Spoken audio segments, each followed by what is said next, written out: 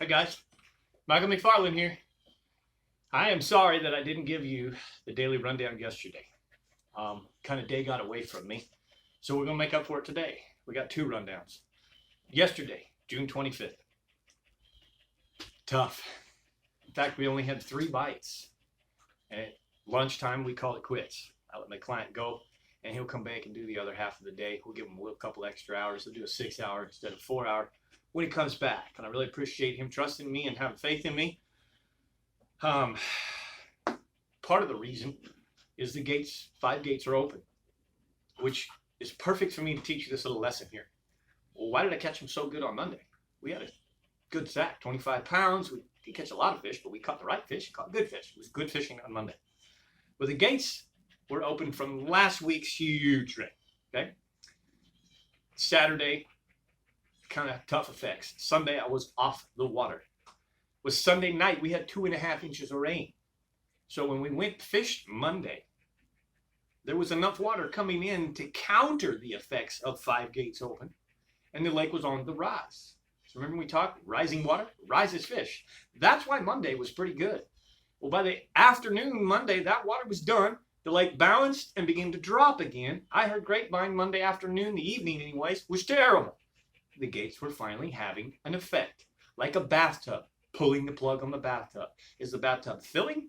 Everything's fine. The minute that it hits the stable, starts to have that, these fish bugger up. They're hard to catch. I'm not going to tell you can't catch them, but they are hard to catch. They get like spooked deer. Some of them just go out and suspend in no man's land. Some of them you can't even find them. Where'd they go? Who knows? But yesterday's report, 3 fish on the Piglet 5/16 ounce football, stand-up shaky head.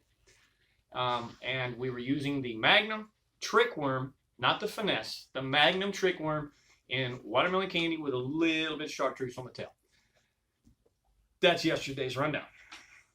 Today, I've got a very nice man with his 15-year-old son. We got 2 days, today and tomorrow, to fish together, and it was the most ruthless that I've had it be in several weeks. At lunch, we had no bites. That's right, I'm not afraid to tell the truth. Somebody out there is probably catching some fish. I know the live bait fishermen most definitely are smoking, but it's live bait. It's live bait. I can't match a heartbeat. There's nothing I can do. That's irrelevant. But today was ruthless. We zeroed out at lunch. We come in, we got 2 days, so we're not going to cut this back. We're going to grind. We're going to grind. That's fishing sometimes. In fact, I think it's very peculiar that fishermen sometimes have a hard time grinding, but deer hunters can grind all week long. Deer hunter can go sit in a tree stand from light to dark and not see nothing. He'll go back the next day. It's hunting. Same in fishing. So here's where it gets pretty cool though. After lunch, we're rolling, and Justin loses his hat. 15-year-old loses his hat. We circle back around, and we almost lost the hat, and there it is. It's half underwater, about 2 feet underwater. We get the hat. It's a red hat, so we could see it underwater. We get the hat. We pull up onto one of my bigger fish spots. First cast. Justin catches the only fish of the day, but it was a big one. It was a big one. And Justin had never had a fish over 2 pounds in his life so far. He's a little new to bass fishing, but got some skills already. And this bass could eat a 2-pounder. So this was a big one. It made our day. Caught that fish on the old football jig, 3/4 ounce Santone football jig, Pake's perch with a green pumpkin rage craw trailer. Couldn't really find a whole lot. I did see fish from time to time, not big groups, but onesie twosies. Shell beds were absolutely quiet except for all the food. Every shell bed I visit is jam-packed up with shad and all kinds of life. But the bass ain't there. Very abnormal for June. 80-degree water temperature. Same thing yesterday. 80-degree water temperature. 82 by the time we come off the water. Guys, just flash back. Go to the first week of June. Go 3 weeks back and check out some of the rundowns. We were 82 in the morning, 86 by the afternoon. We just, man, it's like we're going backwards and just stagnant. And this weekly flooding and the weekly gates coming open. I'm not using it as an excuse. Granted, it's a good one. We don't make excuses in fishing. We just take it what it is. It's fishing. It's nobody's fault. Nobody did anything wrong. And we make the best of it. So today we did just that. It was a good time. I really enjoyed. James, thank you, sir. And your son is a gem. He never whined or cried or said, how come they ain't biting? Not one time. So tomorrow, I hope it's different. I called and they said they're down to 3 gates now, which is also frustrating to me. I don't know why. I think SRA could care less if all the fishermen went away and all 4 counties went ghost town. They could care less about fishing.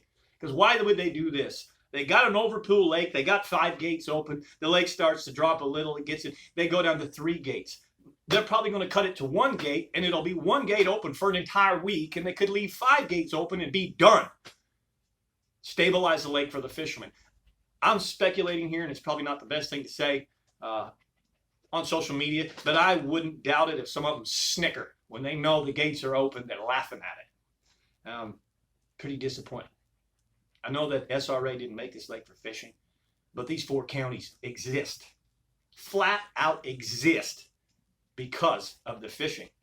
Fact is, go back in the 90s when this lake was full of grass and there was 14 active marinas. 14. They've killed the grass, obliterated the grass, and there's 4 marinas today that barely make it. So that's enough of my little bit of rant, taking it into the daily rundown. But facts are facts, folks. So anyways, had a good time. That's the rundown for you. Same stuff. 80-degree water temperature at the daybreak. 82 coming off. South wind's nice. All the elements are nice with the exception of gates open. And we're just still not getting hot like we should be in June. So look for us tomorrow. I'm not going to tell you how big Justin's fish was. I want to sit on that for just a little bit. We'll talk to you probably. Maybe I might do another McFarland's Corner this weekend. I had some requests for some special topics.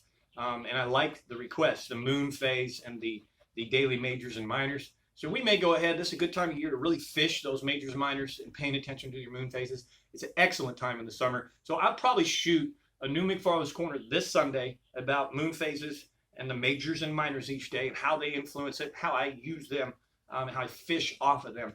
And during that, we'll let you know how big that fish was. So stick around. Looking for that on Sunday, McFarland's Corner. And thank you so much for watching, everybody. Really appreciate you. That's the rundown for the 25th of June and the 26th of June. See you tomorrow.